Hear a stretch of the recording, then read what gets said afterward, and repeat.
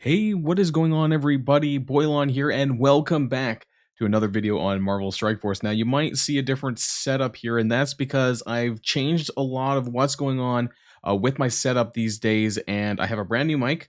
I also have a brand new Elgato face cam, so things are a little bit different. We're going to be doing this for our intro. I also have this low-key ugly Christmas sweater that I'm going to be wearing for the rest of December. Also, you might actually see him down below. He's sleeping right now because I'm recording this at nighttime. So this is how we're going to be doing our intros. Yeah, I know I don't really have I need to get stuff behind me, put some stuff on get some shelves up, put some of my pop figures up, all of that. So we're going to be revamping the look a little bit. Yeah, that's my bed over there. Everything's out of my bedroom, unfortunately. But today, what are we talking about in Marvel Strike Force? We're here to talk about Extreme X-Men. Some of you might have remembered that in previous patches, I've done team sort of stats tables, and that's what we're going to be looking at today with the Extreme X-Men. We're going to be taking a look at who's the best, who are the winners and the losers. As far as standalone stats go, and also within the raids, what can we expect with these characters, and how good are they really? Because this is a raid team, of course. So if you're ready to go, everybody, and find that out, then you know what to do. Let's boil this down.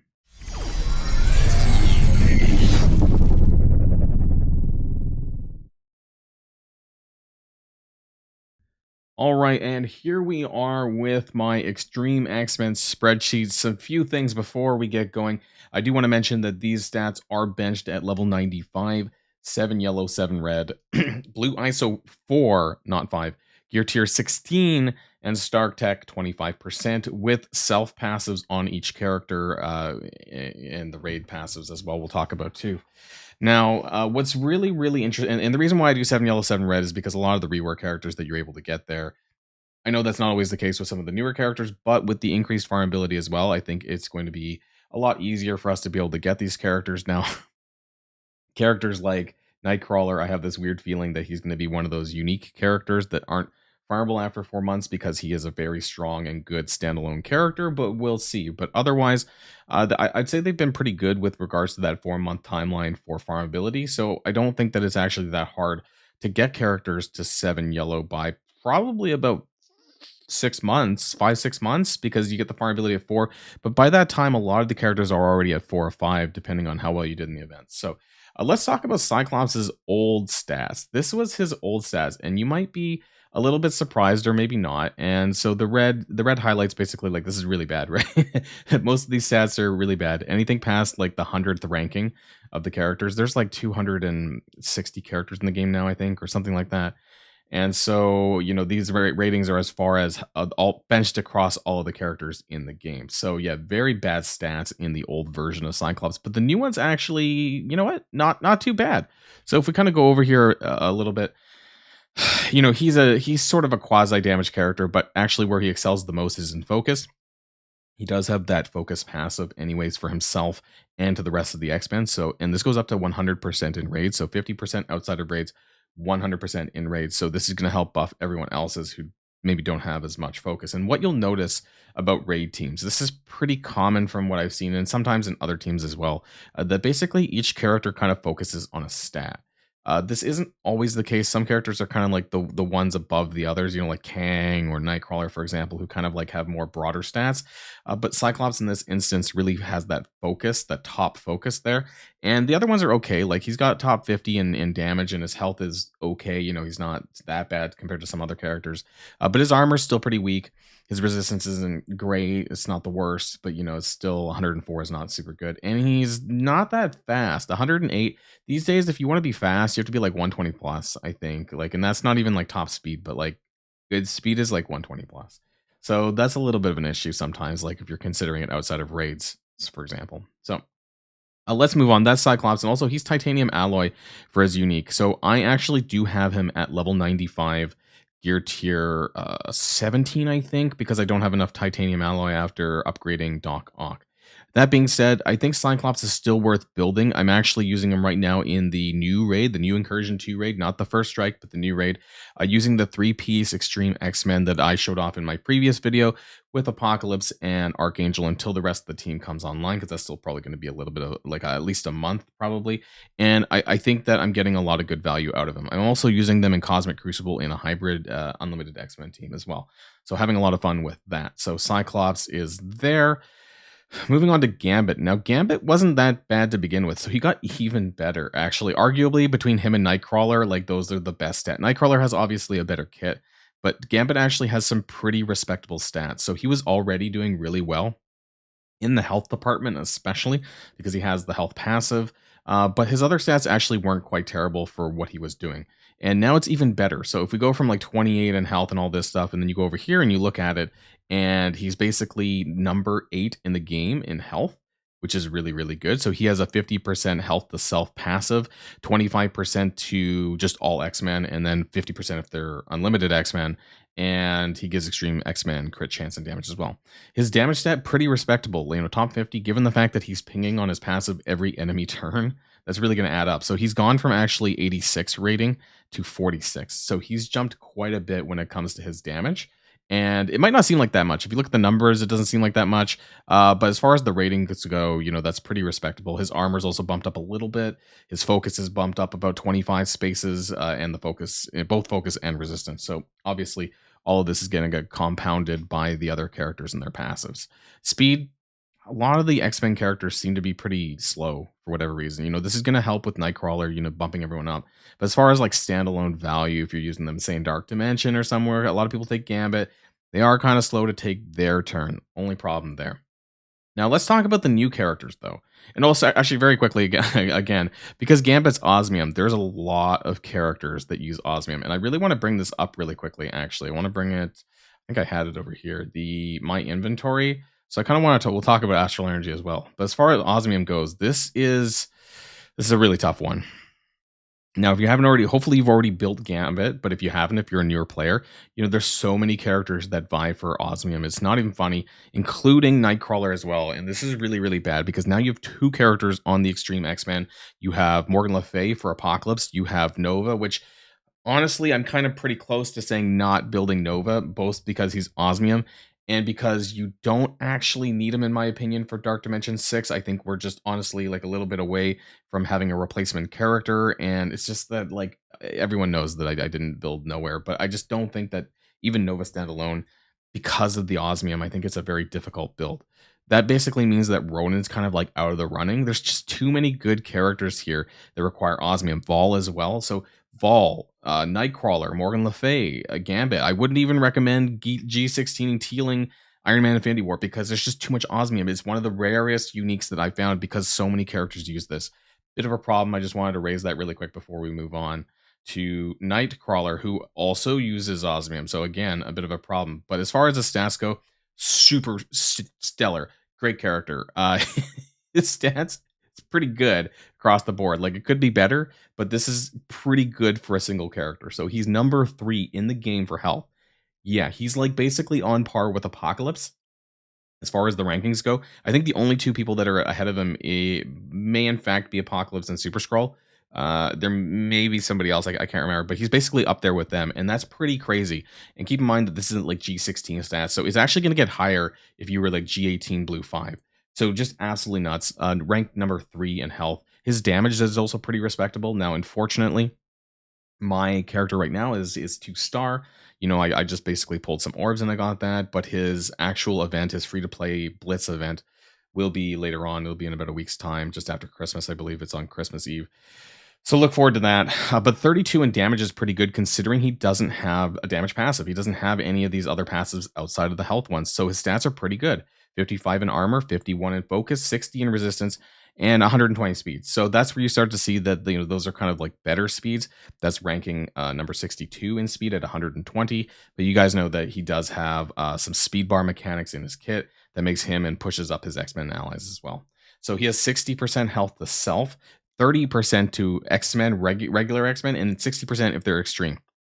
Now, this is pretty good because obviously combined with Gambit, so the other three characters that are not Gambit and Nightcrawler are going to be getting a crap ton of health. So 25% to other allies, and then he's giving 60% to. So the other extreme allies are basically getting 85% health. Combined together is just absolutely nuts. And it's actually really good when we talk about Forge, because Forge actually has some pretty decent stats, and that's good because he's a support character that we're going to need. He's the healer of the team. His unique is infinite energy. This one's a little bit easier because I think that there's not a lot of characters competing for this one.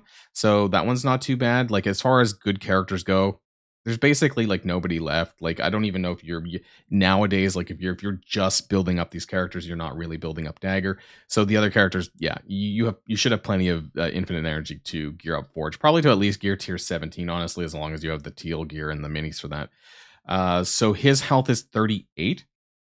Very good. And obviously, this is just going to get skyrocketed once the characters go into raids and things like that. And even outside of raids, I'm pretty sure Nightcrawlers does not raid specific, and neither is Gambit. So on the health front, anyways, yeah, that's the whole team is just going to go way up when it comes to health, which is great.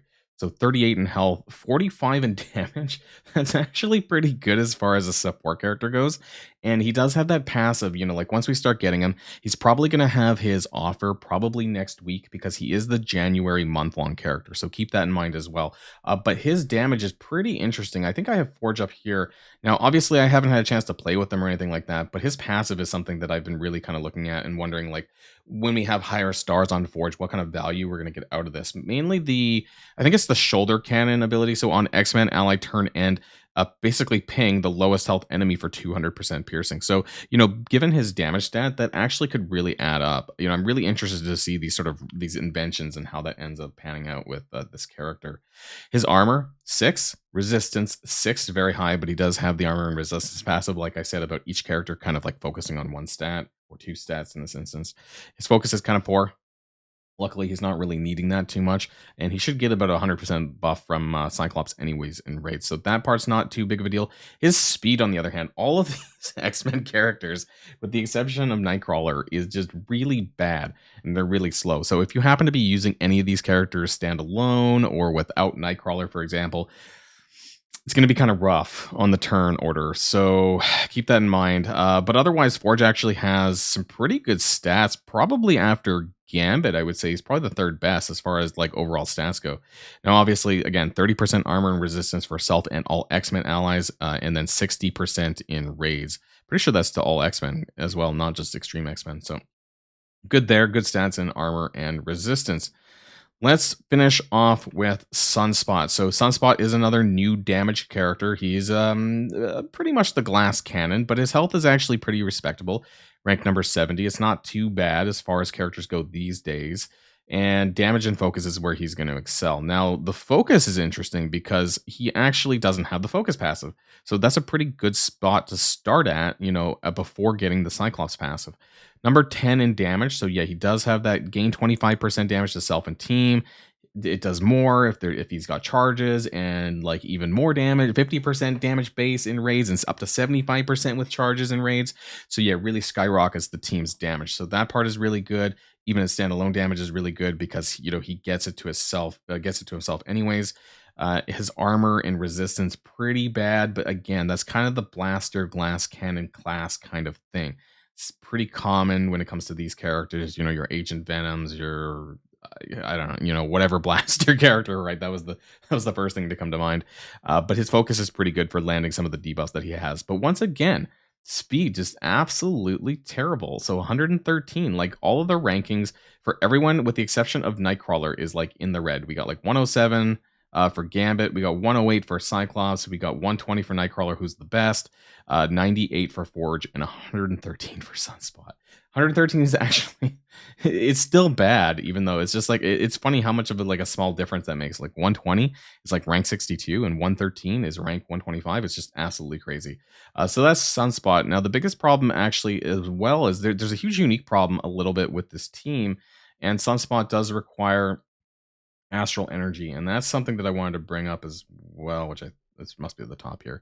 There's a lot of good characters, and there's a few in particular that you're going to need to build, namely Apocalypse. But even to get to Apocalypse, you kind of need to put it into Sunfire and Psylocke at the very least, and then potentially there's Icarus if you're needing to build him up still. Now, I would do that much after some of these other characters, but yeah, Sunfire and Psylocke you're going to have to put in to get to Apocalypse, and then maxing out Apocalypse if you want is going to require even more astral energy. So Sunspot's kind of like the fourth character to use astral energy, and if you haven't done these other characters, then you're going to get really crunched on these uniques, and I think that goes, for almost all of these or a good chunk of these uniques, where there's like all these other characters that you kind of need to build along the way, and then you kind of are really low on this. Now, for me, I've done these three, so I should be able to take Sunspot at least to G16. I may need to take him to G17 as far as the raids go. We'll see how the raids kind of evolve, especially with more difficulties coming out and what's necessary and what's not. But just be prepared. The reason why I brought this up in the video is just be prepared for your uniques, because when you're building and upgrading your characters, especially G16 and 17, I mean, if you're going all the way to G18, then great. But you're going to need a lot more of these as well. Even to go to 17, you need 40 of them. And so I always make sure I have like 100 plus of each unique. And if I don't, wherever they are, whether it's the supply store, whether it's the Crucible store, whatever, I find them and I buy them because it's just so important. So my rankings for these characters, just zooming out a little bit, I think that Nightcrawler and Gambit are definitely the two best characters. So as far as who you should be taking to 95 first, it's going to be Nightcrawler and Gambit. Gambit probably should already be up there anyways because of Apocalypse, so that's probably nothing new. Third character, when he does come out, it's probably Forge, because, the healer, it's kind of like Dark Beast on Deathseed. Like, if they die, that's a big problem, because Forge can revive other characters, but if he's dead, then he's not bringing anyone else back. So Forge is probably going to be my third pick for building. And then I'm really partial to Cyclops. I actually, because I've been using him a lot, he is 95 on my roster, and so I don't know. I guess it's a toss up, right, between Cyclops and Sunspot. But the thing is that a lot of people are going to have a 7-star Cyclops. Some people might even have diamonds on Cyclops. Whereas when it comes to Sunspot, you're probably looking at like a 3 or 4-star character. So as far as the stat scaling goes, it's not going to be as good as Cyclops will, despite how powerful his damage is. You might not actually see that because you're going to be stuck at the 3 or 4 yellow star level until he becomes farmable. So that's just something that you need to keep in mind. So what do you guys think about this team? What are you doing with it? How high are you going to take them? Let me know all of that in the comments down below. So that's going to be the end of this video, everyone. And of course, until next time, stay safe and healthy, and I'll see you all later. Boilon signing out.